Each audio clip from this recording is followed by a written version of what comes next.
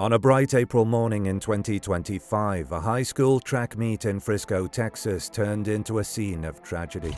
Two 17-year-old students, Austin Metcalf and Karmelo Anthony, crossed paths under a team tent at the district meet. An argument over a seating spot erupted, and within seconds it escalated into a fatal confrontation.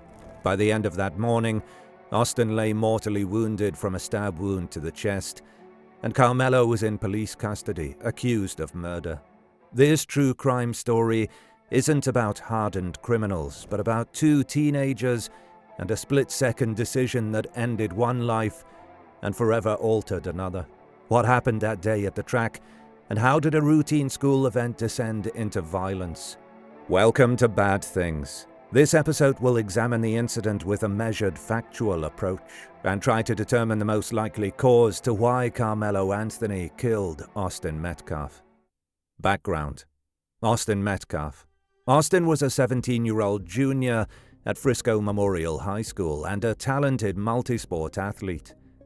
Known as an honor student with a 4.0 GPA, he was recently voted his football team's most valuable player.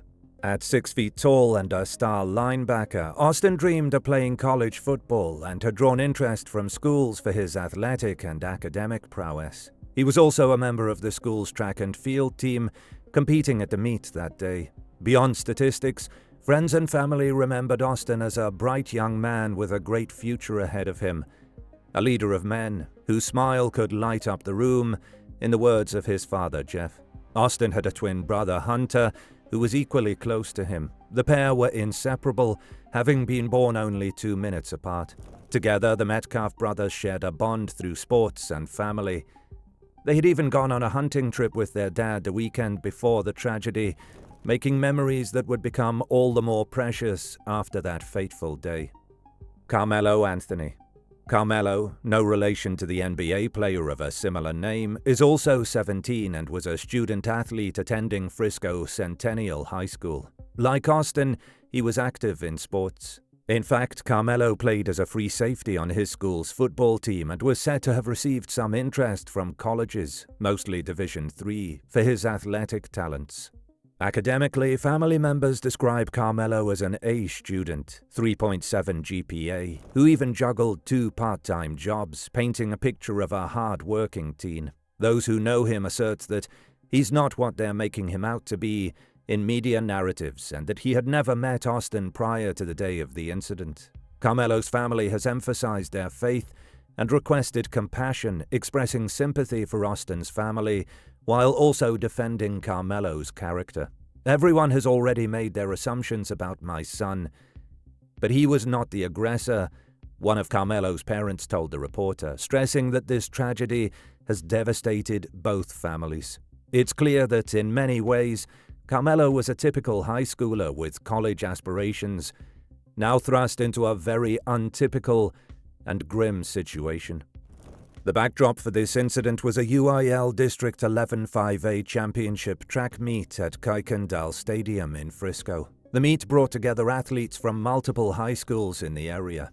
Each school's team had its own area or tent on the sidelines for students to gather between events. It was around 10 a.m. on April 2, 2025, a Wednesday, when crowds of teenagers, coaches, and some parents were present to compete and cheer.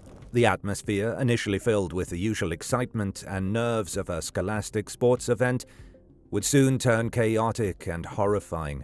Importantly, Austin and Karmelo came from different schools, Memorial and Centennial respectively, and by all accounts, did not know each other personally before that day. They only converged by chance because Karmelo was in or near the tent designated for Austin's team, setting the stage for the confrontation. No one present could have imagined that a minor turf disagreement in the middle of a friendly track meet would escalate to lethal violence. Timeline of the day's events. Morning of April 2nd, 2025. The track meet begins. Students arrive at Kuykendall Stadium early for the district track meet. Austin, accompanied by his twin brother Hunter and fellow Memorial High teammates, set up under the Memorial team's tent on the field.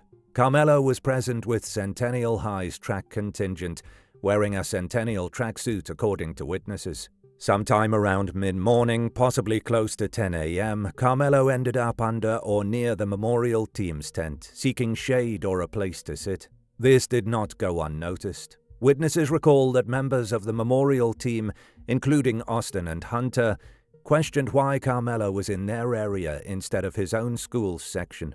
"Who are you?" someone asked. Karmelo replied, "I'm Mello," using his nickname. The Memorial students then told him, in essence, that "you're in the wrong spot. You need to go sit with your team," as Austin's father later explained. What began as a simple request for Karmelo to move to his school's area soon escalated into an argument. Confrontation under the tent. Rather than moving away immediately, Karmelo responded confrontationally. According to a probable cause affidavit compiled from multiple eyewitnesses, Austin asked Karmelo to move from under the Memorial tent, and in response Karmelo reached into his backpack and issued a warning. "Touch me and see what happens." Those words, chilling in hindsight, indicated that Karmelo was prepared to retaliate if anyone put hands on him. At that moment, tension spiked among the small group of teens. Austin, described as a natural leader, likely felt responsible for maintaining his team's space and enforcing the request. He physically touched or tapped Karmelo, perhaps to guide him out of the tent or assertively signal that he needed to leave. Karmelo did not back down. Instead, he allegedly challenged Austin further, effectively daring him. He told Austin to punch him and see what happens next. The situation was spiraling rapidly from verbal to physical. In the next moments, Austin moved as if to forcibly push or escort Karmelo away from the tent area when suddenly Karmelo pulled out a knife from his backpack. A 30-second struggle turns deadly. What ensued was brief and tragic. Multiple witnesses reported that within seconds of the initial contact, Karmelo lunged with the knife and stabbed Austin in the chest. The entire altercation, from the first words to the stabbing, lasted less than 30 seconds, according to the affidavit, and this version of events was corroborated by several eyewitnesses on the field. Coaches and students nearby watched in shock as Austin staggered after the single devastating blow. The knife had pierced his heart, according to later statements by his father. Karmelo then fled a short distance from the tent amidst a commotion, dropping or concealing the knife as people began to realize what had happened.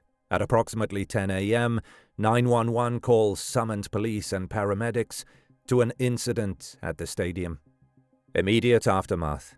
Help arrives. Coaches from various schools, athletic trainers and bystanders rushed to Austin's aid within moments. Several Frisco ISD coaches encircled Austin as he collapsed, and trainers began CPR and other life-saving measures to try to stem the bleeding. In a heart-wrenching scene, Austin's twin brother Hunter was at his side. Hunter witnessed the attack and immediately pressed his hands over Austin's wound, desperately attempting to stop the bleeding. As Hunter cradled his brother, Austin gasped for help and then went still. According to the family, Austin grabbed his chest and fell into Hunter's arms, losing consciousness within seconds. Hunter later recalled through tears, "I looked at my brother and I tried to help him, but there was only so much a teenager could do in that moment." In those frightening minutes, the track meet came to an abrupt halt as students and teachers realized a terrible violence had occurred. Some stood shocked, others screamed or ran to find help. Police encounter with Karmelo. Frisco police officers arrived on the scene swiftly after the emergency calls. They found chaos on the field. A gravely injured student being tended to, and many distraught witnesses. Officers quickly located Karmelo, who had distanced himself from the immediate area of the stabbing but had not left the stadium. A witness had pointed out a bloodied knife on the ground, which police secured as evidence, covering it with a tarp. Officers confronted Karmelo at gunpoint, ordering him to put his hands up. At that point, Karmelo did not resist arrest. In fact, as the first officer approached him, Karmelo shouted a startling phrase, "I was protecting myself."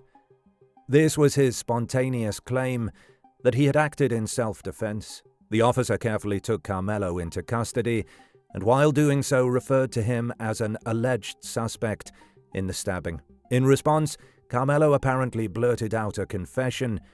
"I'm not alleged. I did it," he said, according to the police affidavit.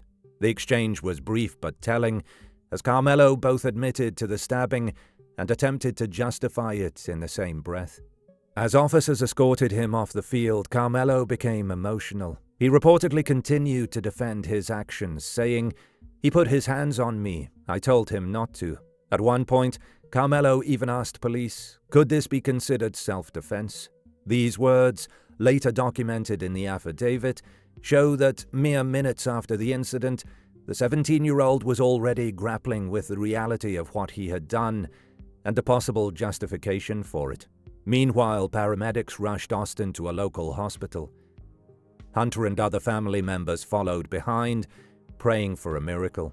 But despite advanced medical interventions, including CPR en route and even the administration of blood by first responders at the scene, Austin could not be saved. He was pronounced dead on arrival at the hospital, a fact that would send waves of grief through the community. Theories. What led to the stabbing? Investigators and the community have worked to understand why this altercation turned deadly so quickly. Several theories and perspectives have emerged based on witness statements, the suspect's account, and broader discussions in the aftermath. We will explore these interpretations, keeping them within the bounds of known evidence, and try avoiding unwarranted speculation. Theory 1. Self-defense in a sudden fight. This is the narrative Karmelo Anthony himself put forward from the moment he was apprehended. According to this theory, Karmelo felt threatened and acted to protect himself. Supporters of this view point out that Karmelo was outnumbered, being in another team's area, when confronted by Austin and possibly other memorial athletes.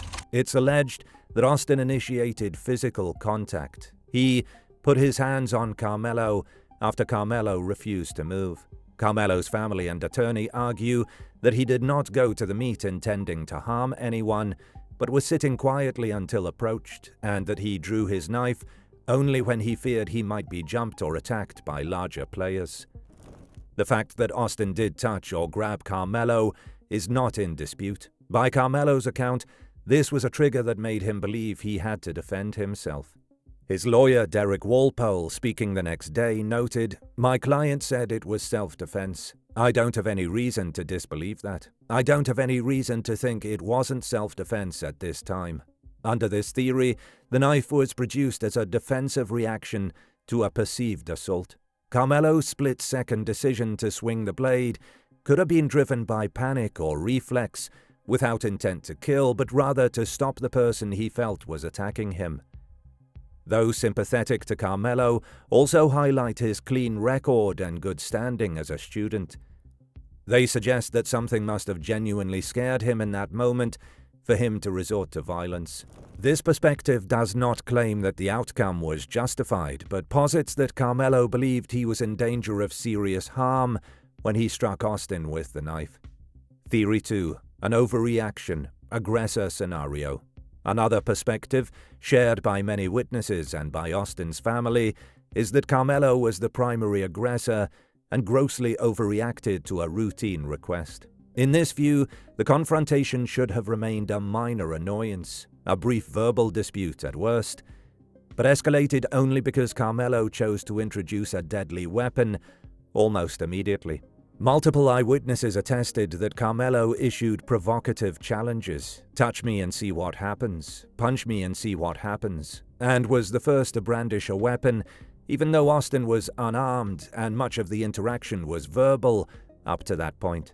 The presence of a knife at a school event is itself seen as a red flag. "He brought a knife to a track meet," Austin's father said in disbelief, emphasizing that Karmelo had armed himself at a place where weapons had no reason to be. According to this theory, Austin's actions were not intended as an attack, but as an attempt to enforce rules, asking someone to leave the team's tent, or at most a shove to remove an intruder from their area. That does not equate to a life-threatening scenario, and thus pulling a knife and stabbing was a drastic and unjustified response.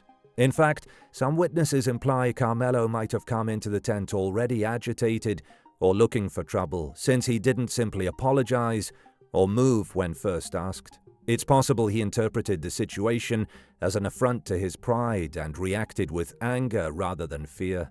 Investigators noted that after the stabbing, Karmelo did not flee the premises entirely. Instead, he essentially admitted to the act, which could indicate he wasn't trying to get away with a crime, but perhaps felt somehow justified. However, critics of the self-defense claim argue that because Karmelo had time to utter warnings and challenges, he had time to choose a non-violent path, but didn't.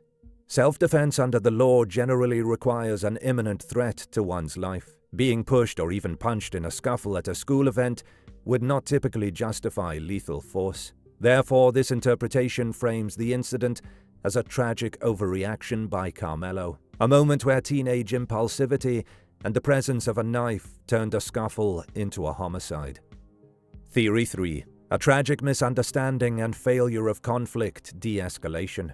A more nuanced theory doesn't place 100% of the blame on either teen, but looks at the event as a convergence of unfortunate factors and miscommunication. Both Austin and Karmelo may have felt disrespected in that moment. Austin possibly felt Karmelo was flouting team boundaries or ignoring his requests, while Karmelo felt singled out and provoked when multiple people confronted him. Neither intended a deadly outcome, but neither backed down. Psychologists note that teenage boys, especially athletes in a competitive environment, can experience adrenaline-fueled reactions to perceived slights. Here, there was no cooling-off period.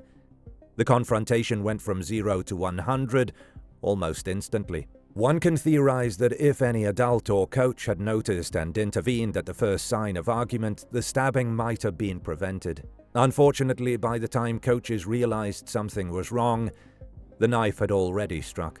The Frisco police chief later warned the public about rampant misinformation, hate, fear, and division swirling on social media about the case, urging people not to buy into false narratives. Some of those online narratives may have tried to cast the incident in racial or gang terms without evidence, or to blame the school district's security policies. In reality, there is no indication this was anything but a sudden personal dispute. Both teens involved were accomplished students, not known troublemakers. This theory sees the tragedy as a failure of conflict resolution, a clash of two youths when pride, poor communication, and the presence of a weapon led to a nightmare outcome. It's a reminder that a single rash decision, bringing a knife to school or laying hands on someone in anger, can have irreversible consequences. As one observer put it, this was an unimaginable sequence where everything that could go wrong did, in the span of half a minute, turning what should have been a day of friendly competition into one of unspeakable loss. It's important to note that all of these theories remain subject to the ongoing investigation and legal process. Police and prosecutors will piece together the evidence to determine if this was legally self-defense or murder. Texas law on self-defense will scrutinize whether Karmelo had a reasonable fear for his life or of serious bodily harm at the time he used the knife. The early indicators, witness testimony, and the nature of the provocation seem to challenge the self-defense claim, but ultimately a court or jury may have to decide which narrative they believe.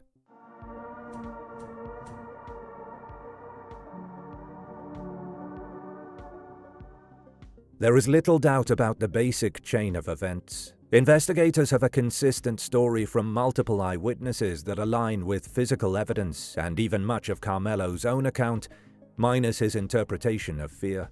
We think the most credible reason is that Karmelo acted aggressively under a misguided notion of self-defense. He did feel provoked, that much is evident, but the provocation was a normal physical jostling that happens in countless schoolyard disagreements without anyone ending up dead. Unfortunately, because a knife was introduced, the outcome became deadly in an instant. There is no evidence that Austin threw punches or that a group attacked Karmelo. In fact, one witness specifically said multiple eyewitnesses backed up this version of events, where Austin was basically trying to move Karmelo out and not actually harming him beyond that initial push. Austin was unarmed and had no reason to anticipate lethal danger in that scenario. Karmelo's own words, "Could this be self-defense?" hint that even he wasn't entirely sure he had done the right thing. If he truly believed he was about to be seriously hurt, he might not have expressed such uncertainty afterwards. Legally and logically, the likely scenario is that Karmelo will be held responsible for overreacting and using deadly force without sufficient justification. The charge of murder indicates authorities believe Karmelo's actions went beyond any reasonable self-defense. Texas is a state that allows self-defense claims, but only when the force is proportional to the threat. Here, a fatal stab in response to an attempt to push someone out of a tent is unlikely to meet that threshold, barring any unknown details. All signs point to this being a spontaneous act of violence, not premeditated, but certainly not blameless. It was a convergence of two teens' tempers flaring, with one of them tragically pulling a knife at the peak of the confrontation. As a result, Austin Metcalf lost his life on what should have been an ordinary day at a track meet, and Karmelo Anthony will likely face grave legal consequences for that loss of life. In summary, what most likely happened is the simplest explanation. A momentary clash escalated because neither party backed down, and one had a weapon. It's a sobering scenario of how quickly youth and anger can combine to undo futures. Austin's promising future was cut short, and Karmelo's future is now irreversibly altered as well, all over a dispute that lasted less than half a minute.